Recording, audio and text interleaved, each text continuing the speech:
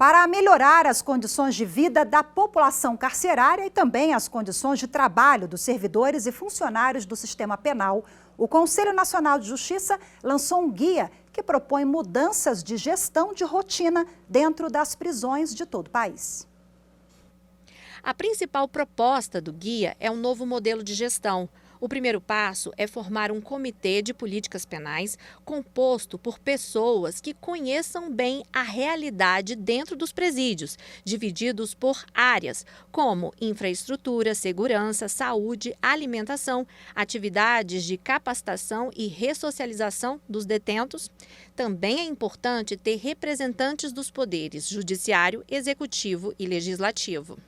O desafio de um gestor, da gestão de uma unidade prisional é igual ao de um prefeito de uma cidade. O prefeito não dá conta sozinho, ele precisa de um secretário de saúde para cuidar das questões atinentes no cárcere da mesma forma. Ele precisa de um secretário de educação para cuidar da formação das pessoas, da qualificação, do estudo, porque vai sair de lá, vai precisar sair, vai precisar ter qualificação, senão ele volta a delinquir. Todo esse estudo foi feito por um grupo de trabalho do Conselho Nacional de Justiça. A publicação Comitês de Políticas Penais, Guia Prático para Implantação, foi editada com menos de um ano, mas todo o conteúdo e as propostas são resultado de anos de pesquisas e análises de especialistas. Depois da implantação do novo modelo de gestão de presídios, o desafio proposto no guia é uma mudança de cultura que envolve toda a sociedade. O entendimento é que o preso não deve ser visto como alguém retirado da sociedade e que não tem mais recuperação, mas sim como uma pessoa que cometeu um erro e vai passar por um processo de aprendizagem de cidadania. Aí entra o princípio da justiça restaurativa, onde apenas quem realmente apresenta perigo social é preso. Julgamento feito em audiências de custódia. E as pessoas que cometeram delitos de menos potencial ofensivo cumpram medidas alternativas, como o uso de tornozeleiras eletrônicas, por exemplo. Não pode ser uma escola do crime. Tem que ser uma escola de restauração, tem que ser um ambiente de restauração, de ressocialização. Porque, repito, a Constituição, o nosso pacto, não abriu mão de nenhum dos brasileiros. Bom, e para dar detalhes dessa iniciativa, eu converso agora ao vivo, de forma remota, com a juíza da Vara Penais e Alternativas Penais, lá do Tribunal de Justiça do Acre, a Andréia Brito. Olá, doutora Andréia, seja muito bem-vinda, boa tarde para a senhora. Esse comitê já foi implantado aí no Acre desde novembro do ano passado. A gente já tem meses de muito trabalho e bons resultados também, né? Queria que a senhora elencasse para a gente de que forma essas medidas do CNJ estão contribuindo para conter os gargalos aí da região. Perfeito, muito obrigada, boa tarde. Nós sabemos que o Brasil ele conta com grandes desafios no campo do sistema criminal. Superpopulação carcerária, quadro de violações massivas nos espaços prisionais, baixa reinserção social de pessoas egressas, fragilidades nas políticas de alternativas penais. Aqui no Acre não é diferente, né? Nós temos a presença de organizações criminosas, conflitos gerados pela competição de rotas e locais de domínio do tráfico, né, tem gerado ao longo dos anos impactos sociais de grandes proporções. Somos tríplice fronteira, temos quase 150 mil quilômetros de área em fronteira, dos nossos 22 municípios, 16 estão na faixa de fronteira. Todas essas questões, elas precisam ser pensadas dentro de um ciclo penal, que necessita de profundas transformações, que possam induzir políticas públicas de proporcionalidade, garantia de direito, inclusão social, cidadania para as pessoas privadas de liberdade e agressas, né? Nós sabemos também que os fatores sociais da criminalidade pouco têm sido compreendido, né? O que tem gerado um aumento dessa população carcerária, pautada no racismo estrutural, um perfil de pessoas vulneráveis que precisam de acesso e garantias de direitos.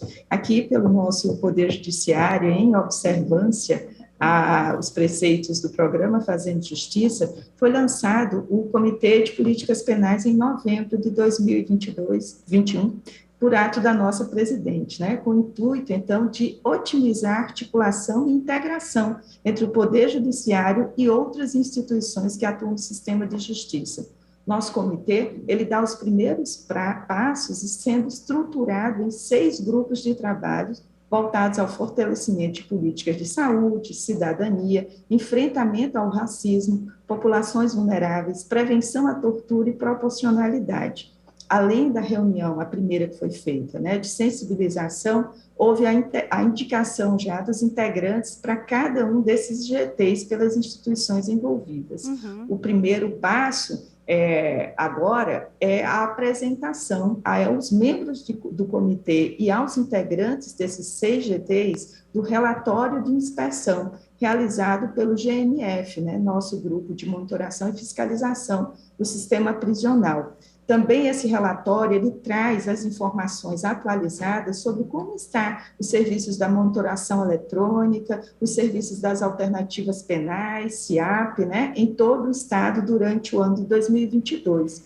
Com a apresentação, iremos realizar as reuniões para estabelecer o plano de trabalho que cada GT precisa alcançar, tendo como norte esse cenário de realidade que foi levantado pela inspeção do GMF. Doutora Andréia, a senhora fala da inspeção, né? Conta para a gente o que foi verificado aí, quais as constatações e o que chamou mais atenção do grupo, onde vocês precisam melhorar, qual é o ponto sensível? São vários, né? Apesar dos esforços, nós estamos, né, trabalhando em conjunto. Esse trabalho, esse desafio, ele não pode ser pensado como desafio de uma única instituição, né, do Poder Judiciário. É um desafio que precisa ser abraçado pelo executivo estadual, executivo municipal, pela Assembleia legislativa de cada estado, pelos órgãos do terceiro setor, pela própria sociedade, né? Eu acho que um destaque que foi importante nessa metodologia de construir o relatório foram as matérias, né? Ao longo das inspeções, ela foi feita em todo o estado do Acre, nós fomos produzindo, através do nosso veículo de comunicação do judiciário, matérias que possam ser ofertadas à nossa sociedade para que elas compreendam, a sociedade, os atores do sistema de justiça possam compreender para onde estamos encaminhando as pessoas privadas de liberdade quando